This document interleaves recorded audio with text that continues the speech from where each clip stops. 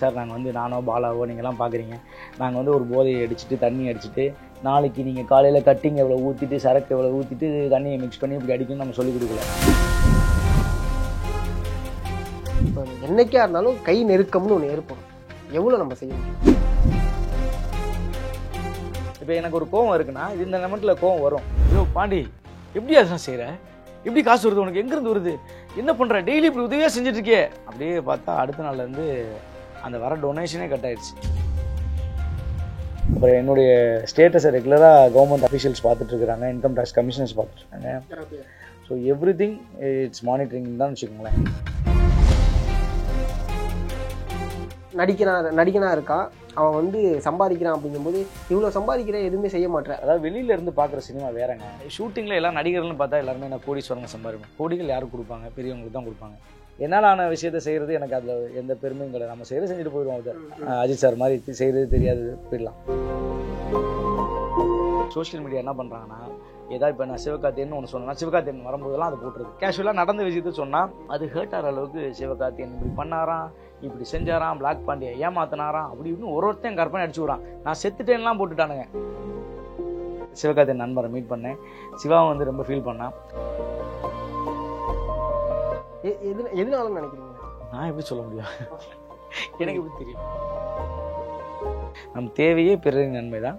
பிறப்பு சாதாரணமாக இருக்கலாம், இறப்பு சரித்திரமாக இருக்கும். இது ரெண்டு தான் என் மைண்டில் அடிச்சுக்கிட்டே இருக்கும். இந்த ட்ரஸ்ட்டை நான் இதை சார்ந்து தான் வழி நடத்திட்டு இருக்கேன்.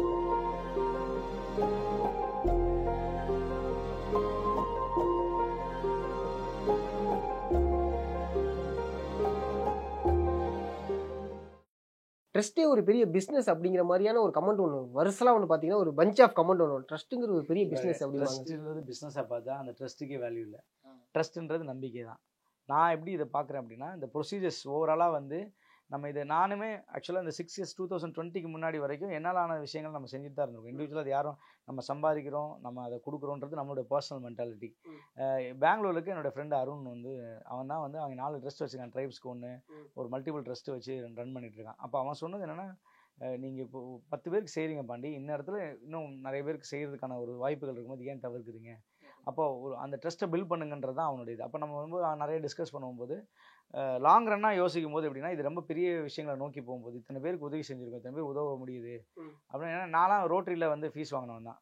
என் தங்கச்சிக்கு கிடச்சிருக்கு, தங்கச்சிக்கும் கிடச்சிருக்கு. எங்கள் அம்மாவுக்கு தையல் மிஷினுக்குலாம் லைன்ஸ் கிளப் கொடுத்துருக்காங்க பிகினிங்கில். அந்த மாதிரி ஏதோ ஒரு இடத்துல அந்த காலகட்டங்களில் அது பெரிய ஹெல்ப்பாக இருந்திருக்கு. ஸோ இப்போ நமக்கு உதவி செய்த ஒரு இன்ஸ்பைரேஷன் தான் நம்ம வந்து இதை இன்னும் கொஞ்சம் பில்ட் பண்ணலாம் அப்படின்னு. அப்போ அந்த ட்ரஸ்டின் ஊடாக செய்யும்போது ஒவ்வொரு உலகத்தில் இருக்கக்கூடிய உலக தமிழர்கள் எல்லாமே நமக்கு சப்போர்ட் பண்ணிகிட்டு இருக்காங்க. லண்டன், யூஎஸ், அப்புறம் வந்து ஜெர்மனில் நிலானின்னு ஒன்று இருக்குது.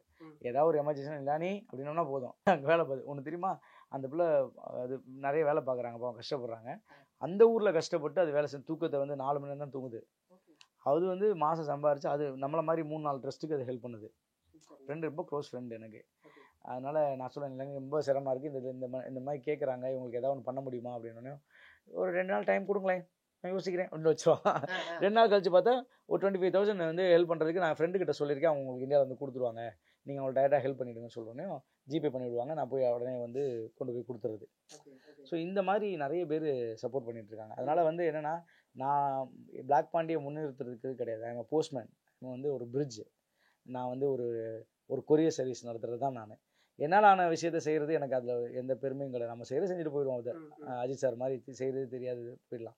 பட் இது வந்து ஒரு லீகல் ஃபார்மேஷன்ஸில் எங்களோட ஆடிட்டருடைய சஜஷன்ஸில் எங்கள் ஆடிட்டர் அவ்வளோ கிளியராக சொல்லியிருக்காரு. என்னன்னா, சார் நீங்கள் வந்து ரொம்ப ப்ராப்பராக கொண்டு போங்க சார், இது இந்த அளவுக்கு சர்வீஸ்லாம் யாருமே பண்ணுறதில்ல, நீங்கள் இறங்கி பண்ணுங்கள், நாங்கள் கூட இருக்கோன்னு சொல்லிட்டு ஆஸ் பர் லீகல் அவருடைய நாம்ஸ் இல்லாமல் நம்ம போகிறது கிடையாது. எவ்ரிதிங் நம்ம ஏதாவது இந்த மாதிரி ஒரு விஷயங்கள் பண்ண போகிறோம் சார், இது பண்ணலாமா. அதே மாதிரி அட்வைசரிங் போர்டில் ஜட்ஜஸ் இருக்காங்க. அப்புறம் என்னுடைய ஸ்டேட்டஸை ரெகுலராக கவர்மெண்ட் அஃபீஷியல்ஸ் பார்த்துட்ருக்குறாங்க, இன்கம் டேக்ஸ் கமிஷனர்ஸ் பார்த்துட்ருக்காங்க. So everything it's monitoring தான் வச்சுக்கோங்களேன். நம்ம டாக்குமெண்டேஷனாக ரொம்ப ப்ராப்பராக இருக்கும். அப்போ வந்து இது என்னென்னா, இது எனக்கு இன்னொன்று, இது எல்லாமே மற்றவங்க உதவி செய்யும்போது அதுக்கான பொறுப்பு நமக்கு இருக்குது. அப்படி தான் நான் செய்கிறேன். சில பேருக்கு இன்னைக்கு லெவலில் காரணங்கள் சொல்ல முடியாது. என்னுடைய டோனர்ஸ்க்கே நான் இதை மூலியமாக சொல்கிறேன்னா எல்லாத்துக்குமே ஒரு எக்ஸ்ப்ளனேஷன் கொடுக்க முடியாது. பட் போய் ரீச் ஆனதுக்கப்புறம் ஆட்டோமேட்டிக்காக அது ப்ரௌடட் மூமெண்ட். நான் இந்த 200 டோனர்ஸ்க்குமே நான் என்ன திருப்பி கொடுக்க போகிறேன்றது தான் எனக்கு பெரிய சேலஞ்சிங்காக இருக்குது. எந்த ஒரு எதிர்பார்ப்பும் இல்லாமல் அவங்க செஞ்சுட்டு இருக்கவங்களுக்கு ஏதாவது ஒன்று நான் செய்யணுன்றது என்னுடைய பெரிய ட்ரீம் இருக்குது. கண்டிப்பாக கூட்டு ஒரு தடவை கௌரவப்படுத்திடுங்க. அதெல்லாம் வேலை, அதுக்கு மேலே ஒன்று செய்யணும். செய்யும். சூப்பர். அதையும் எதிர்பார்த்து வச்சிருக்கேன். அதை சர்ப்ரைஸ் பண்ணும். கண்டிப்பாண்ணே. உங்களுடைய விளாக் ஐ மீன் அந்த விளாக்ல நான் படிக்கும்போது ஒரு விஷயத்தை நான் நோட் பண்ணேன். என்ன அப்படின்னா, நடிகனா இருக்கா, அவன் வந்து சம்பாதிக்கிறான் அப்படிங்கும்போது இவ்வளோ சம்பாதிக்கிற எதுவுமே செய்ய மாட்டேன் அப்படிங்கிற ஒரு கேள்வியை கேட்பாங்க. ஒரு வாரம் எங்கள் பக்கம் சினிமா வாய்ப்புக்கு கூட சுத்த சொல்லுவியா? டேய் தம்பி, இந்த இளைஞர்லேருந்து ஒருத்தர் வந்தாங்கடா, இப்போ அவன் சினிமா நம்பி வந்திருக்கான். எல்லாருமே அதாவது வெளியில இருந்து பார்க்குற சினிமா வேறங்க. நீங்கள் உள்ளே வந்து பார்த்தீங்கன்னா தான் தெரியும். நீங்கள் இப்போ பழைய நடிகர்கள் இருக்காங்க, இப்போ இளவரசன் எல்லாம் இருக்காரு, நரேன் எல்லாம் இருக்காரு. நீங்கள் இந்த மாதிரி ஒரு 20 வருஷம் இருக்கிற ஆக்டர் டார்கெட் பண்ணிக்கோங்க. பொண்ணுன்னு சார் இருக்காரு, இப்படிலாம் டார்கெட் பண்ணி லிஸ்ட் எடுத்து ஒரு இன்டர்வியூ எடுத்து சினிமா மட்டும் கேளுங்க. அவங்க என்ன சொல்கிறாங்க தெரியும். சிரிப்பாங்க, அப்புறம் ஹேர்ட் ஆகக்கூடாதுன்னு சில விஷயங்களை யோசிப்பாங்க. அப்புறம் வந்து இவனை எப்படி கைட் பண்ணுறது, தப்பாக கைட் பண்ணக்கூடாதுன்னு பார்த்துக்கடா அப்படின்னு சொல்லிட்டு போயிடுவாங்க. ஏன்னா எல்லாருக்கும் உண்மை தெரியும் பார்க்குறவங்க உண்மை தெரியும். அவங்க எல்லாருமே ஏன்னா நான் பாண்டி இப்போ நான் சொல்கிறேன் சில இன்டர்வியூஸ் தான். வெற்றிமாறன் சார் வந்து நான் அவர் அசிஸ்டன்ட் காலத்துலேருந்து நான் இருக்கேன்னு சொல்லி ஒரு இன்டர்வியூவில் பேசுகிறேன். இவன் வெற்றிமாறன் பற்றி பேசுகிறேன். அவ்வளோ இதை நான் வெற்றிமாறன் எனக்கு தான் தெரியும். எங்கள் ஊர் வேணானே நீங்க இருக்கீங்க. 26 வருஷம் இருக்கேன். சைல்டு ஆர்டிஸ்ட்லேருந்து இருக்கேன். பாலுமந்திரா சார்கிட்ட நாங்கள் பேர் வாங்கின நடிகர்கள் எல்லாமே குடும்பமாகவே. அப்புறம் வந்து சேரன் சார் வந்து ஃபஸ்ட்டு படத்தில் அவன் முடிச்சுட்டு வந்து ஆட்டோகிராஃபி எனக்கு வந்து அவருக்கு ரொம்ப பரிச்சயமானது. உன்னே சேரன் அந்த டைமில் முடிச்சு ஆட்டோகிராஃபி. இப்போ சேரன் எனக்கு அவ்வளோ க்ளோஸு. இப்போ ஒவ்வொருத்தருடைய பழக்கத்தையும் போய் நான் எக்ஸ்போஸ் பண்ண முடியாதுல்ல. இவர் தெரியும், அவர் படி சில பேர் ஏமாத்திருப்பாங்க. ஒரு வாட்டி பிரபுசாலனை பற்றி சொல்லிட்டேன்.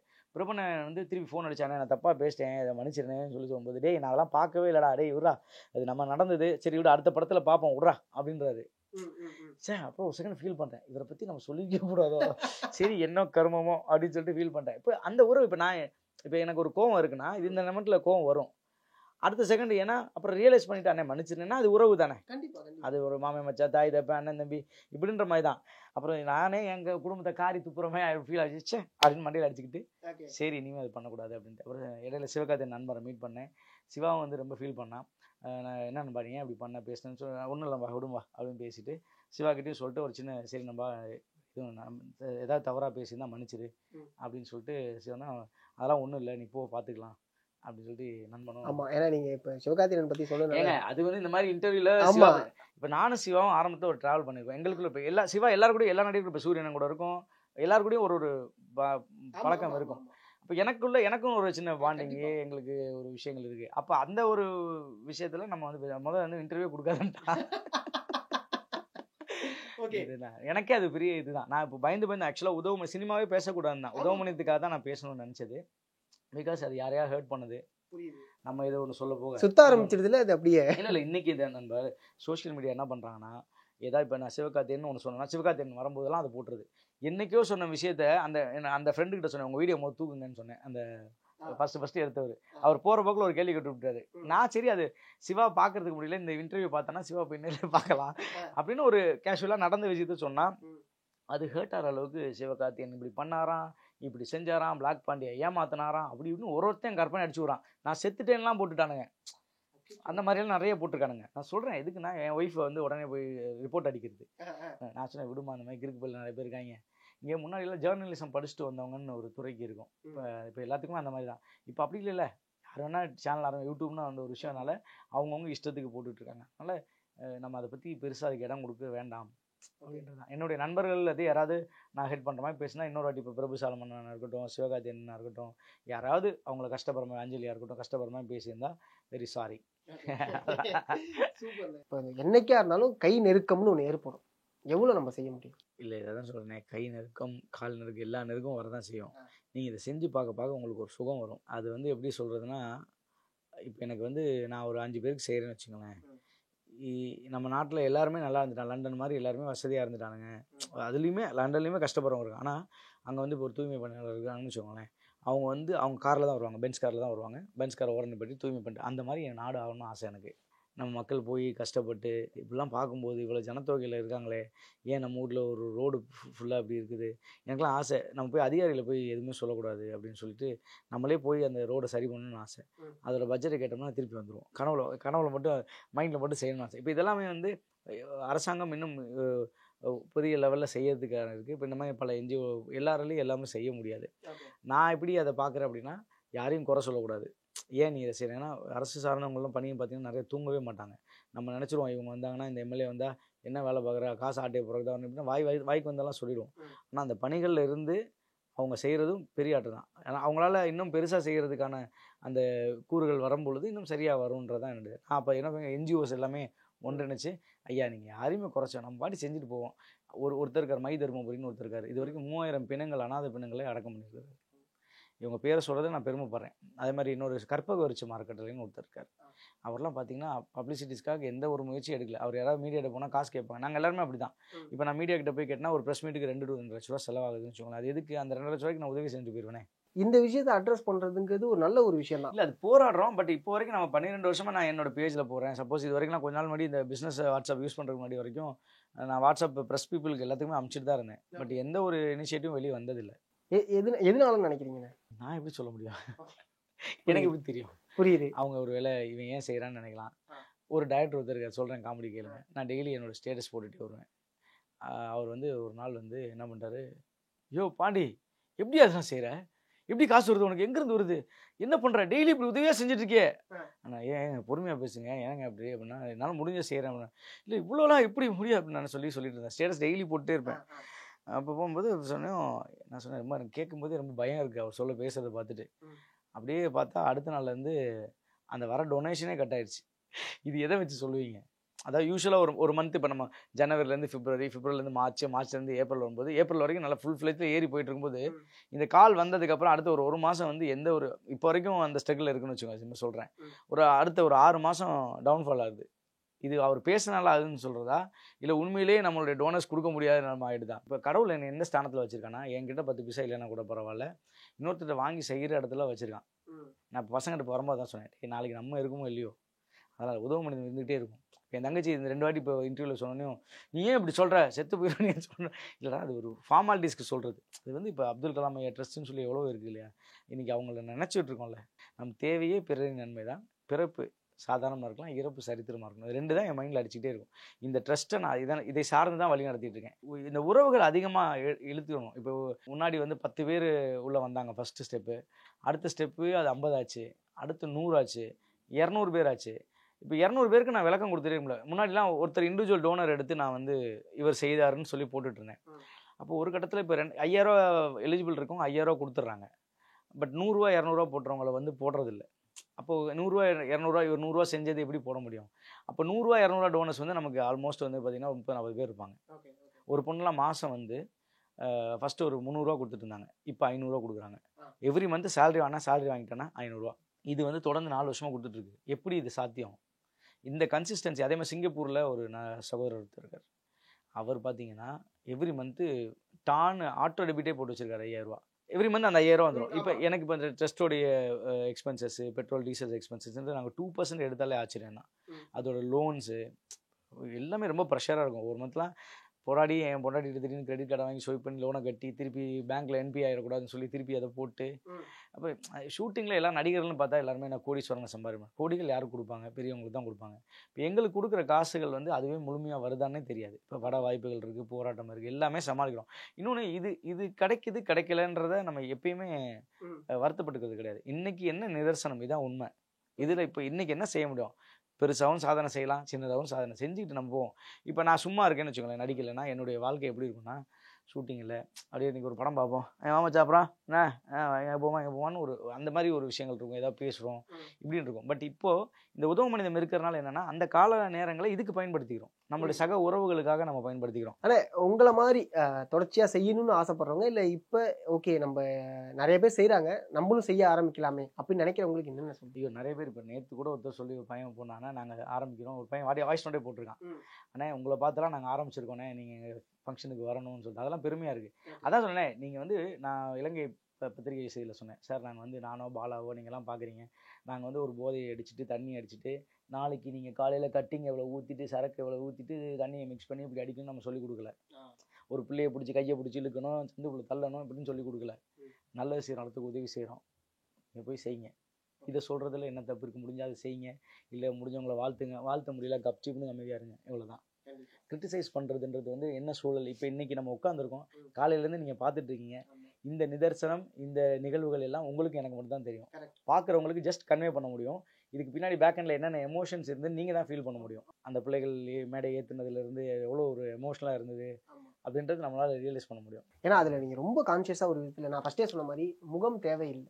இது எதுக்காக அது எப்படி ஒரு டிசிஷன்னா, நம்ம இன்னைக்கு காலகட்டத்தில் அந்த நம்ம இவங்களை ஏதோ ஒரு இதில் நம்ம காமிச்சிட்டு அடுத்த நேரில் வளர்ந்துருவாங்க. இந்த சூழல் நிலைக்க போகிறது இல்லை எல்லாருக்குமே. இப்போ நம்ம இன்னைக்கு இருக்கோம், கஷ்டப்படுறோம், கொரோனா வந்தால் கொரோனாவே இருக்குது, ஃப்ளட் வந்தால் ஃப்ளட் வந்த மாதிரி இருக்குது, அடுத்த நாள் சரியாக அடுத்து ஓடலையா, மனுஷர்கள் வாழலையா?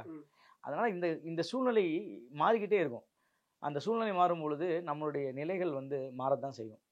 அந்த நம்பிக்கையோட ஒவ்வொரு பிள்ளைகள்கிட்டே நான் சொல்கிறேன், நீ வந்து எதை பற்றி என்ன சுச்சுவேஷனாக ஹேண்டில் பண்ண, உங்களுடைய நோக்கம் வந்து நீங்கள் டிகிரி வாங்குறீங்கன்ற மைண்ட் செட்டில் ஏன் பண்ணி இப்பயே லாக் பண்ணிவிடுங்க அந்த அந்த அந்த எண்ணத்தை. அதுக்கு இடையில வர எதுவுமே பெருசாக தெரியாது. இப்போ இங்கே வரோம், இதில் ஏசி இல்லையா, ரூம் இல்லையா, தட்டு இல்லையா, ஷேர் இல்லையா, எதை பற்றி நின்று பேசிட்டு போயிடும் அப்படின்ற மாதிரி ஒன்று இருக்கும். ஸோ அதனால் எந்த சூழ்நிலை எல்லாம் கிடைக்கும், திடீர்னு பவர் கட் ஆகும், ஏதாவது ஒன்று நடக்கும், அதை பற்றி ஓகே வெயிட் பண்ணுங்கள், பவர் வர வரைக்கும் வெயிட் பண்ணுங்கள். ஒரு வண்டி ஊருக்கு கிளம்புறோம், போகும்போது இந்த இப்போ மதுரையிலேருந்து சென்னை கிளம்பி வரோம்னு நினைக்கிறேன்னு வச்சுக்கோங்களேன். சென்னைக்கு போகிற வழியில் விழுப்புரத்துக்கிட்ட வண்டி பஞ்சர் ஆகிடுது. பஞ்சர் வாழ்க்கை போச்சு, இவனை சென்னைக்கு போக முடியாதுன்னு சொல்லுவோமா, பஞ்சர் போய் போட்டு வந்துட்டு வண்டியை கிளப்படா வெங்காய, அது மாதிரி தான் லைஃபு. ஸோ அதனால் எவ்ரி விஷயங்களை நம்ம வந்து ஹேண்டில் பண்ணுற மெத்தட் இருக்குது. நிறைய விஷயங்கள் செய்யுங்கன்னு இப்போ இந்த நேர்காணலில் சொன்ன மாதிரி அந்த ஃப்ளைட்டு இறங்கணும், இதெல்லாம் ஒன்றுமே கிடையாது. அதான் சொல்கிறேன், எனக்கு அப்படியே இந்த பிள்ளைங்களை நான் கூப்பிட்டு இந்த ஃப்ளைட் வீடியோலாம் இருக்கு, உங்கள்கிட்ட காட்டுறேன் பாருங்கள். ஃபஸ்ட் டைம் ஃப்ளைட்டர்ஸ் அவங்க, முதல் முறை ஃப்ளைட்டு பிளாக் பாண்டி கூட வந்திருக்காங்க, உதவமணியில் கூப்பிட்டு வந்திருக்கான். அதுங்க சாப்பிட வச்சது ஏர் இண்டியாவில் தான் போட்டிருந்தேன், சாப்பாடும் ஃப்ரீ. அதனால் அதுக்கு பிளான் பண்ணி தான் போட்டேன். இண்டியோலாம் போட்டால் சாப்பாடு கொடுக்க முடியாமல் திருப்பி காசு கொடுக்கணுன்ட்டு ஏர் இண்டியாவிலே போட்டேன். அதுங்க அந்த பிரெட்டை சாப்பிட்டு வந்ததாக இருக்கட்டும், வண்டி டேக்கப்பாக இருக்கட்டும், ஐயோ ஒரே ஜாலி எனக்குலாம். அது அவ்வளோ அதை பார்த்து ரசிச்சு, ஏன்னா நான் ஃபஸ்ட் டைம் போகும்போது எனக்கு ஒரு ஃப்ளைட்டில் ஒரு அனுபவம் இருக்கும்ல, அது இன்றைக்கும் மறக்காது. லைஃப்பில் எந்த ஃபஸ்ட்டு விஷயமும் மறக்காது. அதனுடைய ஹையர் எஜுகேஷன்ஸுக்கு இந்த லைஃப் வந்து அதுங்க இன்றைக்கி படித்து நம்ம என்ன தான் பொருள் காசு கொடுத்தா கூட அது நிற்காது. அந்த கல்வியை கொடுக்கறதுக்கான வழிகள் இருக்குல்ல, அதை செஞ்சுட்டோம்னா கடைசி காலம் வரைக்கும் அதுங்க வாழ்க்கையை பார்த்துக்கும். அந்த தலைமுறையினுடைய உயர்வு இருக்குல்ல, அதுக்கு வந்து நம்ம ஒரு காரணமாக இருக்குன்றது எவ்வளோ பெரிய பெருமை. ஆனால் சமீபத்தில் கவர்னர்கிட்டேருந்து ஒரு விருது வாங்கியிருந்தீங்க, அதை பற்றி? எல்லாமே எதிர்பார்த்து நடக்காத ஒன்று. அந்த திடீர்னு கால் வந்துச்சு, இந்த மாதிரி உங்களுக்கு ஒரு விருது கொடுக்க போகிறோன்னு சொல்லிட்டு. பஹ்ரைன் தமிழ் சங்கமும் டெல்லி தமிழ் சங்கமும் சேர்ந்து அதை விழா கான்டக்ட் பண்ணாங்க, பாரதியார் உடைய நிகழ்வில். இப்போ வந்து இந்த கவர்னருடைய டைரக்டர் இதில் வந்து நமக்கு ஒரு விருது கொடுத்தாங்க, மக்கள் சேவை மாமணி அப்படின்ட்டு. அது வந்து சரி நம்ம தவிர்க்க முடியாது, ஒரு நல்ல விஷயங்கள் செய்கிறாங்க, அதனால் அக்செப்ட் பண்ணிக்கிட்டோம். அது ஒரு பெரிய மகிழ்ச்சி. அந்த நேரத்தில் நிறைய இப்போ ஸ்நேகன் அண்ணன் நிறைய சமூக ஆர்வலோடு சேர்ந்து அந்த விருது வாங்கினது எனக்கு பெரிய மகிழ்ச்சி தான். விருதுக்காக என்றைக்குமே எதிர்பார்த்து சேவை செய்யலை, ஆனால் அந்த விருது வந்திருக்கு அப்படிங்கும்போது பார்க்குற எங்களுக்கு ரொம்ப சந்தோஷமாக இருக்குண்ணே. நிறைய விருதுகள் வாங்கணும், நிறைய விஷயங்கள் செய்யுங்கண்ணே. கண்டிப்பாக எனக்கு வந்து ஒரு குடும்பம் அவங்க அப்லிஃப்டிங் மெயினாக ஃபோக்கஸ் பண்ணுறோம், அது நடந்தாலே விருது தான். இந்த செய்தி மூலிமா என்னுடைய இந்த இதுக்காக உதவி செய்தவங்களை வந்து நான் ஒரு நன்றி சொல்லிக்கிறேன். இலங்கையில் சொல்லியிருக்கேன், இந்தியாவில் வந்து நான் வேறு ப்ரெஸ்ஸுக்குன்னு எதுக்குன்னு கொடுக்கல. ஸோ அதனால் நான் உங்கள் மூலிமா இந்த நன்றி அவங்களுக்கு சொல்லிக்கிறேன். ஏன்னா இது எல்லாரும் பார்ப்பாங்க, ஆனால் அவங்க பார்க்குறதுக்கு இது ஒரு பெரிய சந்தர்ப்பமாக இருக்கும். அதனால் அவங்க பேரை வந்து நான் மென்ஷன் பண்ணி சொல்லிடுறேன், எனக்கு ஒரு பெரிய சந்தோஷமாக இருக்கும். இது வந்து முக்கியமாக நான் சொல்ல வேண்டிய நன்றி கடன்கள். ஆரம்பத்துலேருந்து இலங்கைக்கும் நமக்குமான உறவுகளோடு இருக்கவங்க. ஸோ அதில் வந்து உதயரூபன் அப்படின்றவர் தான் லண்டனில் இருக்கார், ஜஃப்னாக்காரரு கோண்டாவிலில் இருக்கா. அவருக்கு நான் இசையெல்லாம் செஞ்சுருக்கேன். அவர் வந்து இனிஷியேட் தான் எனக்கு முதல் இலங்கையை அறிமுகப்படுத்தினவர். என்னை ஃபஸ்ட்டு டிக்கெட் போட்டு கூட்டு போனவர் அவர் தான். அவருக்கு மிக நன்றி அண்ணனுக்கு, என்னுடைய உயிருக்கு உடன்பிறப்பவர். அப்புறம் வந்து இந்த அன்னை வேளாங்கண்ணி இன்ஸ்டிடியூஷனுடைய சேர்மன், அப்புறம் அம்மாவுக்கு, அப்புறம் என்னுடைய சகோதரர் செக்ரட்டரி தேவானந்த் அவர்களுக்கு நன்றி. அப்புறம் சுரேஷ் அண்ணன், இலங்கைக்கும் இந்தியாவுக்கும் வந்து ஒரு ரெப்ரசன்டேட்டிவ் ஆஃபீஸர். அவர் வந்து சமீபத்தில் எனக்கு இந்த இமிக்ரேஷன்ஸு மீனவர்களுக்காக தன் வாழ்க்கையை அவரும் வந்து அர்ப்பணிச்சிட்டு இருக்கிறாரு, அவருக்கு நன்றி. விக்ரம் சிங் ஐயா, அவர் வந்து சுரேஷன் மூலியமாக பழக்கம், சமூக சேவகர், அவருக்கு நன்றி. அமைச்சர் சுந்தரலிங்கம் பிரதீபண்ணனுக்கு நன்றி. அப்புறம் வந்து முக்கியமான நன்றி, இந்த இது விதைக்கப்பட்ட எண்ணம் அப்படி யாருன்னா ட்ராட்ஸ்கி சார், ஜட்ஜ் நீதிபதி, மலையகத்திலேருந்து படித்து தன் வாழ்க்கையில் முன்னேறின அவருக்கும் தன் சக உறவுகளுக்கு நல்லது செய்யக்கூடிய ஒரு அற்புதமான மனிதர், அவருக்கு என்னுடைய நன்றி. கந்தப்பன் சார், எங்கள் இன்னும் முகம் கூட நேரடியாக பார்க்காம இந்தியன் ஹை கமிஷனில் இருக்கக்கூடிய ஸ்ரீலங்காவில் இருக்கக்கூடிய கந்தப்பன் சார் அவர்களுக்கு எங்களுடைய நெஞ்சார்ந்த நன்றியை தெரிவிச்சுக்கிறோம். டெப்யூட்டி கான்சல்டேட் நாகராஜன் சார் ஜஃப்னாவில் இருக்கார், அவர் one of the best human, அவருக்கு நன்றி. இந்தியன் எம்பசியில் இருக்கிற நித்யா, அவங்களுக்கு ரொம்ப நன்றி. அப்புறம் ஸ்டேட் கவுன்சிலர் மிஸ்டர் செசாம், இலங்கை, அவருக்கு நன்றி. அப்புறம் என்னுடைய தம்பி பிஸ்னஸ் பண்ணிட்டு இருக்கார் சொன்ன தினேஷ், தேவா டூர்ஸ் அண்ட் பண்ணிட்டு இருக்காங்க, அவங்களுக்கு நன்றி. அப்புறம் இலங்கையில் இருக்கக்கூடிய கனடாவில் இருக்கக்கூடிய மங்கை அக்கா, தம்பிமுத்து அறக்கட்டளை, நெடுங்கேணி, அப்புறம் முரளி அண்ணன், அவங்களுக்கு நன்றி. ஜெஃப்னாவில் இருக்கக்கூடிய தியாகி ஐயா, அவர் இந்தியாவில் வந்து நமக்காக நிறைய உதவிகள் செய்வார், தியாகி ஐயாவுக்கு இந்த நேரத்தில் நன்றி. அப்புறம் விஜயராஜா அண்ணன் வந்து கல்முனை, அவர் தான் கல்முனையில் முத இந்த நீதிபதி ஐயாவை வந்து சந்திக்கிறதுக்கான அந்த குடும்பம் தான் அங்கே சோறு போட்டு நம்மளை கூப்பிட்டு போய் வச்சது, அவருக்கு நன்றி. ஷியாம் அண்ணன் கல்முனையில் இருக்கார், அவருக்கு நன்றி. சித்திக் அண்ணனுக்கு நன்றி. கையனுக்கு நன்றி. கையன்லாம் வந்து வண்டி கொடுத்து நான் ஜஃப்னா போனாலே தம்பி தான் பார்த்துக்கோ, அவனுக்கு நன்றி. சுதனுக்கு நன்றி. ஜெனோஷனுக்கு நன்றி. அப்புறம் டீன் மாஸ் அசோசியேட், இப்போ நம்மளுடைய ட்ரஸ்ட்டோட ப்ரொசீஜர்ஸ் எல்லாம் பார்த்துட்டு இருக்க தம்பி டீனுக்கு நன்றி. அப்புறம் இதுக்கு இனிஷியேட்டிவ் ஸ்டார்ட் அப் பண்ண கேபிஎஸ் கணேஷ்ராஜன் சார், அவர் தான் வந்து எனக்காக நேரம் கொடுத்து மிகப்பெரிய பிஸியான ஒரு அட்வொகேட். அவரும் மலையகத்திலேருந்து படித்து அட்வொகேட் ஆனார், அவருக்கு நன்றி. பாலாண்ணன் கோபிகோ ட்ரஸ்ட்டு வச்சு மலையக மக்களுக்காக தன் வாழ்க்கையை அர்ப்பணிச்சிட்டு இருக்க, அவருக்கு நன்றி. அப்புறம் சாந்தகுமார் அண்ணன், அவர் வந்து எஜுகேஷன் மினிஸ்ட்ரியில் இருக்கிற, அவருக்கு நன்றி. தோழர் யாழினி, எஜுகேஷன் மினிஸ்ட்ரியோட பிஏ, அவங்களுக்கு நன்றி. தோழர் வசந்த் அவர்களுக்கு வந்து பிரதீப் அமைச்சரோட கூட இருக்கார், அவருக்கு நன்றி. சிவபிரகாசம் ஐயா, அவருக்கு நன்றி. ஃபாசல் அண்ணனுக்கு கொழும்புக்கு நன்றி. ரகுராம் சார் ஜஃப்னா யூனிவர்சிட்டி, அவர் மூலிமா தான் மைக்கிள் ஃப்ரெண்ட் ஆனார், தம்பி மைக்கிளுக்கு நன்றி. செல்வானா லண்டன், இந்த இதில் போன வாட்டி டிக்கெட்டில் வந்து அவங்க பிஸ்னஸ் செய்யும்போது எனக்கு டிக்கெட்டுக்கும் ஸ்பான்சர் பண்ண, அவருக்கும் நன்றி. அப்புறம் வந்து உதவு மனிதம் டீம், என்னுடைய ஜஃப்னாவில் இருக்கக்கூடிய டீம், மைக்கேல், அப்புறம் வந்து சுபாஷினி, அப்புறம் அங்கே கொழும்பில் இருக்கிற அலி தம்பி, சச்சின் தம்பி, என்னோடய டீம் எல்லாம் நன்றி. இப்போ இந்த பிள்ளைங்களுக்கு ஃப்ளைட் டிக்கெட் எடுத்து கொடுத்த பர்னி லக்கி மோட்டார்ஸ், போரூரில் இருக்காங்க, அவர் பர்னி அண்ணனுக்கு ரொம்ப நன்றி. அப்புறம் திருச்சியில் அதில் one of the part of amount வந்து விக்டர் சார், அவர் வந்து ஒரு எங்களோட ரெகுலர் டோனர், அவர் வந்து இந்த பிள்ளைகளுக்காக ஃப்ளைட் டிக்கெட் எடுத்து கொடுத்ததுக்கு அவருக்கு நன்றி. இது மட்டும் இல்லாமல் மறைமுகமாக நேரடியாக யாரெல்லாம் உதவி செஞ்சீங்களோ இது வரைக்கும் அவங்க எல்லாத்துக்கும் என்னுடைய நன்றி. உங்களுடைய நேரத்துக்கு நீங்கள் வந்து இதை மெனக்கெட்டு இவ்வளோ தூரம் அதை செய்யணும்னு நினச்சது, அதுவும் எல்லோரும் கமர்ஷியலாக போயிட்டு இருக்க நேரத்தில் நீங்கள் இந்த பணியை செஞ்சதுக்கு எனக்கு ஒரு பெரிய மகிழ்ச்சி. இந்த வாய்ப்புக்கு நன்றி. தொடர்ந்து மக்கள் ஆதரவு கொடுங்க. உதவும் மனிதத்துக்கு எங்களை மாதிரி நிறைய ட்ரஸ்ட் இருக்குது, எல்லாருக்குமே உதவி செய்யுங்க. நன்றி.